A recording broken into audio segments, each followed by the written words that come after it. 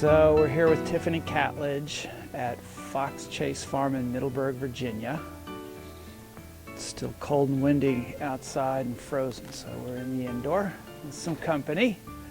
How did you feel like he went today? I think that he was maybe a little bit tighter and shorter in his step in the indoor with so many people, and we were trying to stay in a certain space. I think typically I probably do a little more lateral work to loosen him up. The jumps are a little in the way, so I don't think I necessarily did as much for him to help him as I typically do in my ride. And I probably tried to move along faster in my ride. I think what would have made it better would have been if I had done a little bit more lateral work at the walk and the trot, and then maybe made the canter circle a little bit better and stretched him a little bit more and walked and then picked him back up. I felt like I would have liked to have more time too, especially at the end, just to let him settle, because I was surprised. It seemed to me that when he was in the videos outside, he was more forward in his trot. And in a way, I like what you were doing in the beginning, where you were keeping his trot small to allow him to take that breath and to let go of some of the tension, because clearly if he got running, then he would just get quick. And I felt that way too. But then you almost feel like it's so small that you're shutting him down, and there's that happy little medium in there. I felt like he felt really broke. I mean, I felt like I was sitting on a horse who had been, in dressage training for a long time. I mean, he was putting weight consistently in the bridle, and he was ready to move off the leg. It just seemed like the only limitation was that then he would get tight in his back, or he would get tight, and that left hind that we've talked about, where he's not bringing it up as much, and it seemed like right when he'd be ready to pick up his left lead, it just wasn't there, and so he would just fall over the other side. So that was kind of interesting to watch. But this is fairly typical of some horses off the track, right? Yes, definitely. I think that a lot of times they start out with that sewing machine trot because they don't really know how to use themselves, and what I've been trying to do with him is just to get him a little bit more connected in his whole body.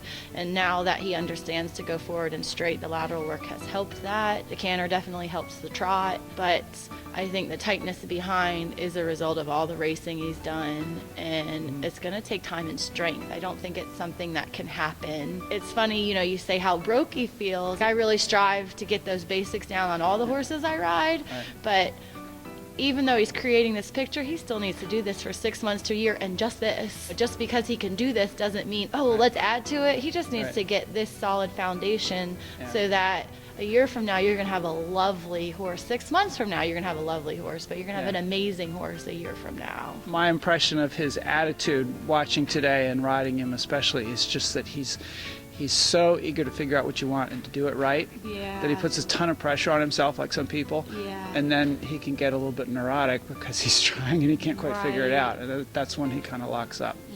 Do you feel like, having come off the track, and he's 3 weeks in training, that compared to a horse who somebody had maybe green broke for 6 weeks and sent to you, that he's further along, easier to work with, tougher, or what?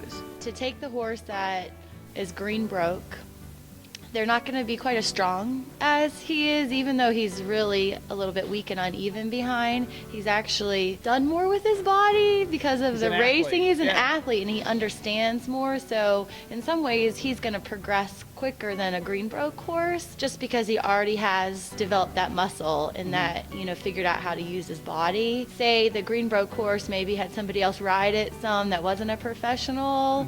He might have picked up some bad habits, whereas I can't say a horse off the track has necessarily picked up how to lean on the reins and stuff. Like, you think, oh yeah, they're heavy in the bridle, but most of them really aren't. Have some, almost a clean slate to work with because they've never developed any habits in the ring.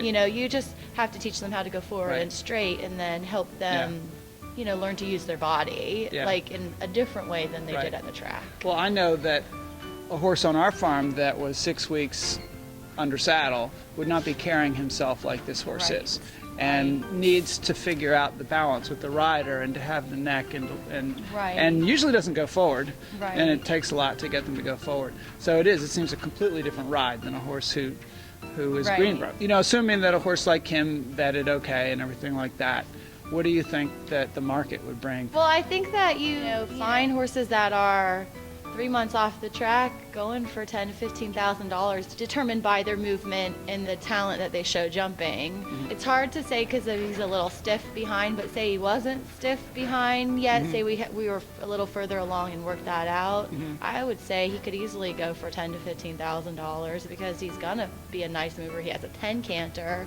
and just the little time I jumped him over the X, I think he's got a lot of potential jumping. Yeah.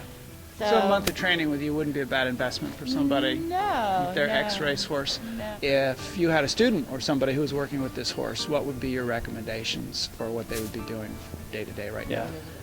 Yeah, it's a little bit of a tough question because I really encourage any of my students who get a young horse to just keep it in training, and they take lessons on the horse while he's in training. And pretty much everything we do is kind of structured so that we really start off on the right foot so that they develop the relationship in a non-stressful, confident way. I think that if someone were to get a young horse and an amateur and bring it along without it being in training, I think it's really important they take a lot of lessons and that they really focus on the basics, just going forward and straight, teaching your horse to move forward off the leg, to stay in front of the leg.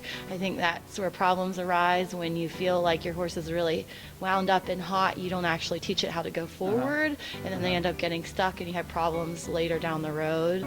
I think sometimes people on their own make excuses for things that is just simply the horse doesn't have enough basics. And so I feel like I really try and just stress getting the basics across, going straight and going forward. Once they know how to do that, you add in transitions, and then you start to further, you know, what say I've been doing with Solidify and teaching him how to loosen up laterally. As you're sitting there saying that, I'm also thinking about Solidify and what it would be like with an amateur, less skill, and thinking that it would be easy for somebody to get scared if they push themselves out of their comfort zone. And while for you it might be a lot of canter work, and for you it might even be starting to jump in the hacks, for some people they're worried because they lose their balance and they think something bad is going to happen, and then the horse comes undone. And you see that a lot with horses off the track and amateur people who aren't quite ready for the horse. And to me, part of it is for the person to stay within their comfort zone. And even if it seems silly to us to be going in an enclosed area and only walking and trotting for 6 months, if that's what it takes for that person and that horse to connect, that who are we to say how fast they should move? It might be a real slow process for some people. But with Tiffany, you know, it happens quickly.